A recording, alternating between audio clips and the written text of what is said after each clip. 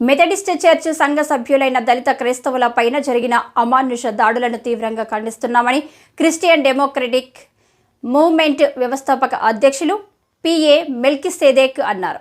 రంగారెడ్డి జిల్లా శంకర్పల్లి మండలం జన్వాడ గ్రామంలో చర్చి సభ్యులపై గ్రామ మాజీ సర్పంచ్ ఆర్ఎస్ఎస్ కార్యకర్తలు కలిసి దాడి చేయడం హేయమైన చర్యని బషీర్బాగ్ ప్రెస్ క్లబ్ లో పేర్కొన్నారు. ముందస్తు పథకంతో కర్రలతో, ఇనుప రాడ్లు, రాళ్లతో విచక్షణ రహితంగా దాడులు చేశారని ఆయన ఆవేదన వ్యక్తం చేశారు.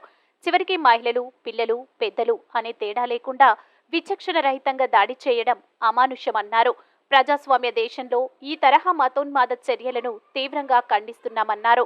ఈ దాడులకు బాధ్యులైన వారందరిపై చట్టపరమైన చర్యలు తీసుకోవాలన్నారు. క్రైస్తవులకు రక్షణ కల్పించే విషయంలో త్వరలో ముఖ్యమంత్రి రేవంత్ రెడ్డి డీజీపీలను కలిసి వివరిస్తామన్నారు. గ్రామంలో జరిగిన సంఘటనని మరి పత్రికా విలేకరుల దృష్టికి, ప్రభుత్వం దృష్టికి తీసుకుని రావాలని ఎవరిని కూడా మేము ఈ విషయంలో తప్పు పట్టడం లేదు.